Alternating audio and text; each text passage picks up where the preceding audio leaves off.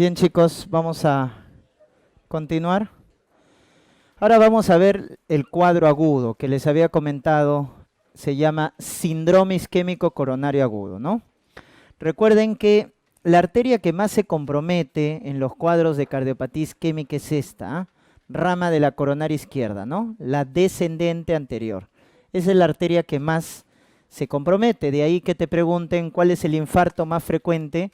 El de cara anterior, ¿ya? El de cara anterior. Segundo es circunfleja.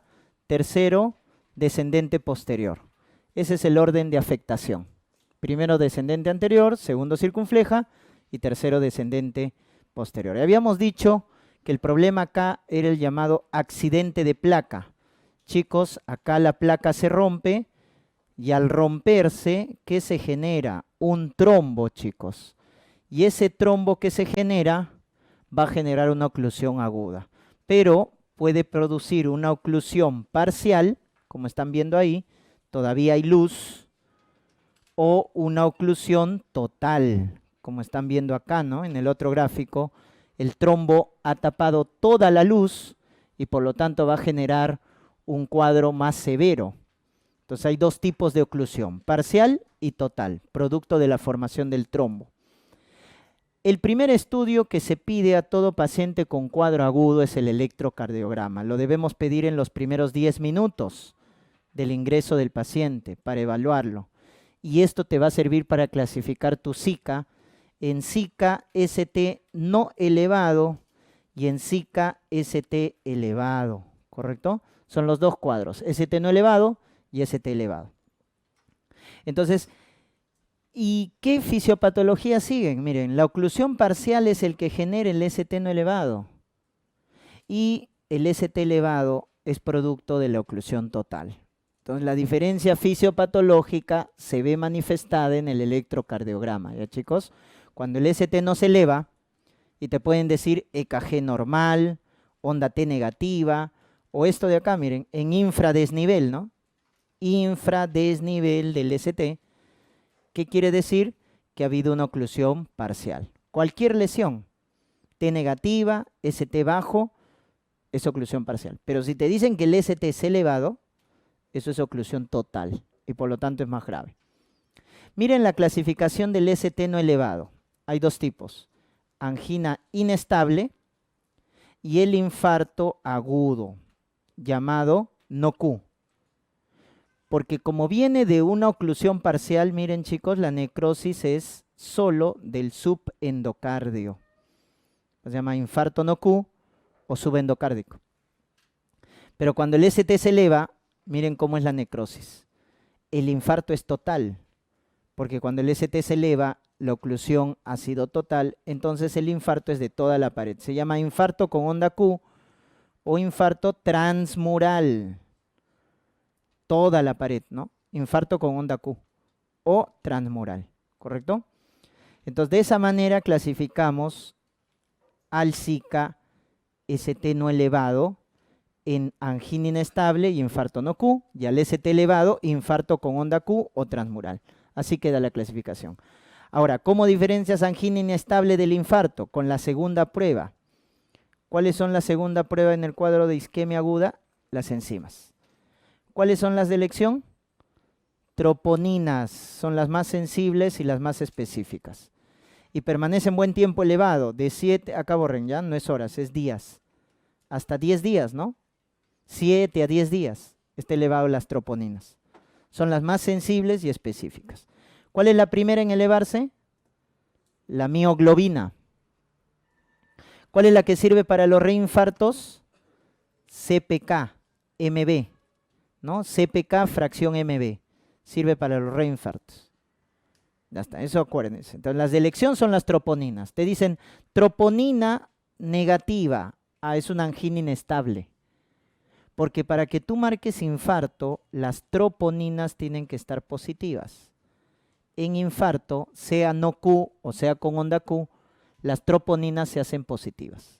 ¿Ya? Las troponinas se hacen positivas. Esa es la diferencia entre angina inestable e infarto. Ya está. Entonces acuérdate acá, nuevamente te repito, si el ST no se eleva, ¿qué representa? Una oclusión parcial. Por lo tanto, el ST no elevado te da o angina inestable, donde las troponinas están negativas, o infarto no Q, donde las troponinas están positivas. Si el ST se eleva, indica oclusión total.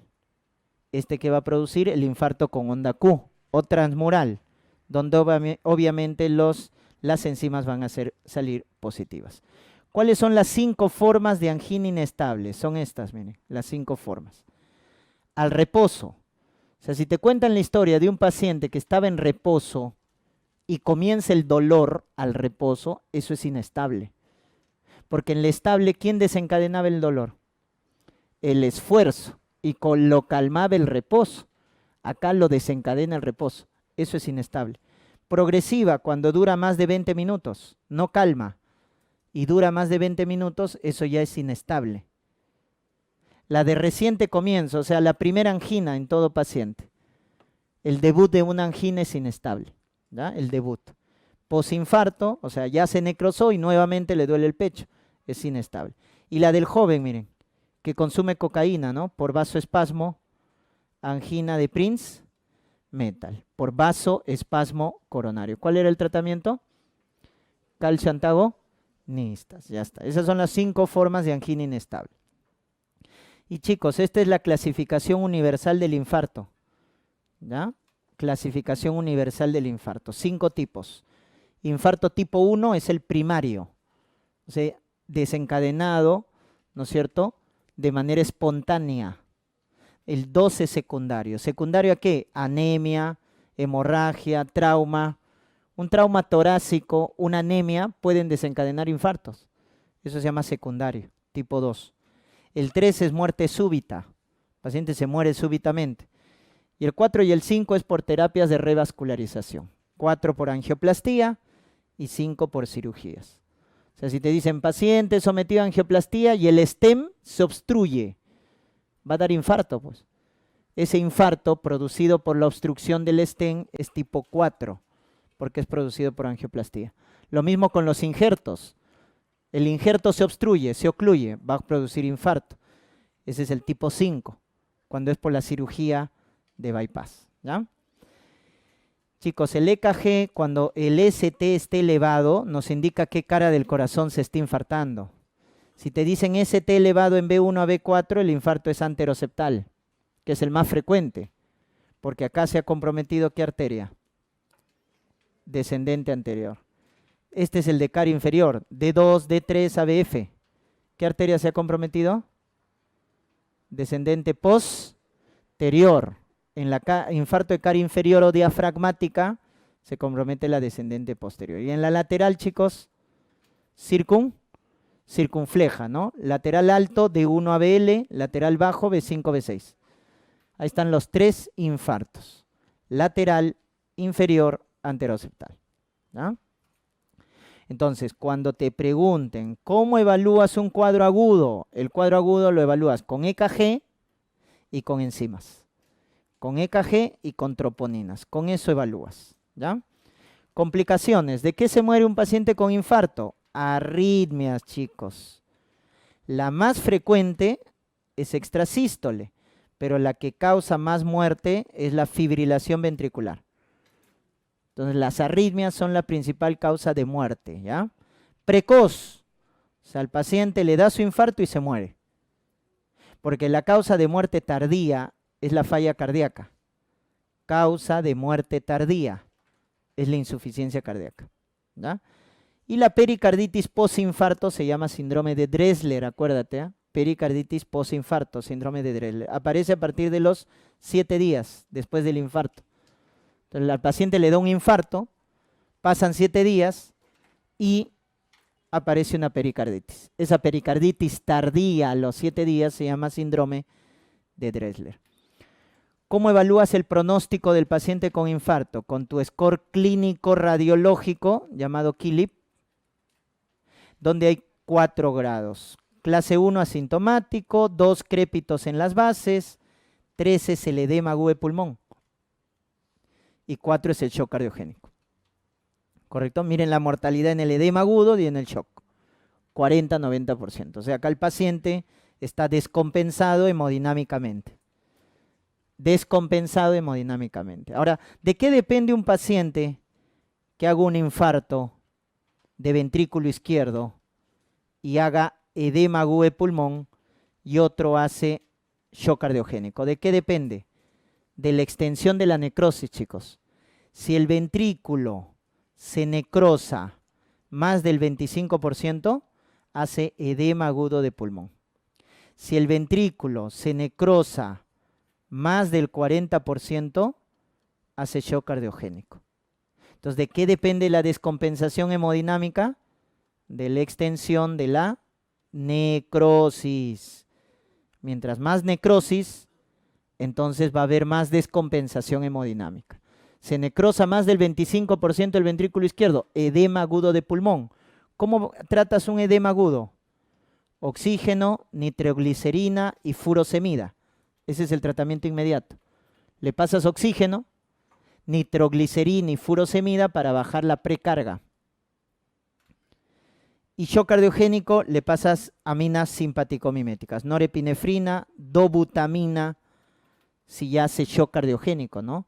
Cuando se necrosa más del 40% el ventrículo izquierdo. Entonces, dependiendo de la extensión de la necrosis, es que el paciente se descompensa hemodinámicamente. ¿Cuál es el manejo inicial? Como es una emergencia, recuerden siempre el ABC, vía aérea, ventilación, circulación, porque es una emergencia. Y este es el manejo inicial para todo paciente, ¿ya? Le colocamos nitroglicerina para el dolor por vía sublingual. Si no calma el dolor con nitroglicerina, morfina. Recién morfina cuando no calma con nitroglicerina. Aspirina, clopidogrel, pero a dosis de ataque, 300 miligramos por día. Esa es dosis de ataque, 300 miligramos. Beta-block, estatinas y oxígeno solo cuando está desaturando. Oxígeno solo cuando desatura. Por eso esa tu mnemotecnia mona, ¿no? Ojo, solo es obligatorio los dos últimos, ¿no? Recuerden, mona era morfina, oxígeno, nitroglicerina, aspirina, ¿no? Pero solo le das nitroglicerina y aspirina. Morfina y oxígeno es condicional. Morfina si no responde a nitroglicerina. Y oxígeno si está desaturando, si está menos del 90%. Pues si está saturando normal, no es necesario pasarle oxígeno. Este es el manejo inicial para todo paciente con Zika. Tú sospechas un cuadro de Zika, ya le vas colocando nitroglicerina, aspirina, beta-bloque, estatinas. Le vas colocando eso. Luego ya ves qué tipo de cuadro es. ST no elevado o ST elevado. Chicos, cuando el ST no estaba elevado, era una oclusión parcial. Por lo tanto, das antiagregación y anticoagulación. Ese es el tratamiento del ST no elevado. Antiagregantes plaquetarios y anticoagulantes. ¿Qué antiagregantes? Miren, aspirina, ticagrelor, clopidogrel. Y se dan dos antiagregantes. Se combina aspirina más ticagrelor o aspirina más clopidogrel. Y los anticoagulantes tenemos ahí la heparina de bajo peso, la no fraccionada, fondaparinux. Ya está. Entonces, cuando te pregunten, ¿cuál es el tratamiento del Zika-ST no elevado? Antiagregación y anticoagulación. Ese es el tratamiento. Y estratificas a tu paciente. ¿Con qué estratificas a tu ST no elevado? Con tu score de TIMI, que tiene 7 parámetros, ¿ya? Pero acuérdate el puntaje. Entonces, chicos, cuando les digan, ¿cuál es el tratamiento del Zika-ST no elevado? 3 cosas. Antiagregante plaquetario, 2 antiagregantes. Anticoagulante, un anticoagulante. Y tercero, estratificas al paciente con tu score de TIMI. Si el paciente sale con menos de 2 puntos, menor o igual a 2 puntos, este paciente es de bajo riesgo. Por lo tanto, le dejamos con manejo médico. O sea, le dejamos con su antiagregante y anticoagulante. Pero si el paciente es de alto riesgo, mayor o igual a 3, este paciente se va a morir si lo dejamos con su manejo médico. ¿A dónde tenemos que llevarlo a este paciente? Revascularización. Y previo a la revascularización, ¿qué le pedirás? Coronariografía. Veo qué arteria está obstruida y lo revascularizo. Ya tienes las dos opciones, ¿no? Angioplastía o cirugía. Pero este paciente, ST no elevado, de alto riesgo, tienes que llevarlo a revascularizar, si no se muere. Al de bajo riesgo lo dejas con su fármaco. Al de alto riesgo lo llevas a tratamiento invasivo. Ese es el manejo del ST no elevado. ¿Y cuál es el manejo del ST elevado? Chicos, cuando era un ST elevado, ¿cómo era la oclusión? Total. Por lo tanto, en el ST elevado, o, ¿cuál es el homólogo del ST elevado? Bloqueo completo de rama izquierda. Ojo, es lo mismo, ¿ah? ST elevado o bloqueo completo de rama izquierda es oclusión total. Tienes que llevar al paciente a reperfusión, porque se ha ocluido totalmente. ¿Y cuál es la forma de reperfundir? Angioplastía o fármacos, los llamados fibrinolíticos. Angioplastía o fibrinolíticos. ¿Cuánto es la ventana terapéutica? 12 horas. Hasta 12 horas puedes reperfundir. Pero ¿cuál es lo ideal? Que debes hacerle angioplastía en las primeras 2 horas y fibrinolíticos en los primeros 30 minutos. ¿Ya, chicos? Entonces la terapia en el ST elevado o bloqueo completo de rama izquierda, ¿cuál es? Reperfusión inmediata. Tenemos que reperfundir. Y chicos, la mejor manera de reperfundir es colocando stent. O sea, este es el de elección, la angioplastía. Que debo colocarlo en los primeros 120 minutos, es lo ideal. Pero puedo hacerlo hasta las 12 horas. Pero mejor si lo hago en los primeros 120 minutos. Obtengo mayor respuesta, mayor eficacia. Pero ¿qué pasa en la práctica? ¿Qué pasa en la realidad? En nuestro sistema de salud, ¿cuántos hospitales hacen angioplastía? Contados, serán 5 o 6. Y el único que hace 24 horas es el INCOR. Entonces, como en la práctica, en la realidad, no hay hospitales que hacen angioplastía, ¿cuál es la terapia alternativa? Fibrinolíticos, que lo debes colocar si sabes que estás lejos de un hospital que hace angioplastía, entonces le debes colocar fibrinolítico lo más pronto posible, en los primeros 30 minutos. Los de elección son los activadores del plasminógeno tisular recombinante. Activadores del plasminógeno tisular recombinante. Alteplas, Tecnecteplas, esos son los de elección. Pero chicos, al final igual lo llevas a angioplastía al paciente. Por eso la angioplastía es el tratamiento de elección y tratamiento definitivo. Es el de elección y es el definitivo, porque así tú hayas empezado con fibrinolíticos, tienes que terminar al paciente llevándolo a angioplastía. Responda o no responda. El tratamiento definitivo es la angioplastía. ¿Ya, chicos? Entonces recuerden que los fibrinolíticos o la angioplastía es el tratamiento en el ST elevado o bloqueo completo de rama izquierda. ¿Ya? Eso es lo que tienen que recordar. Muy bien.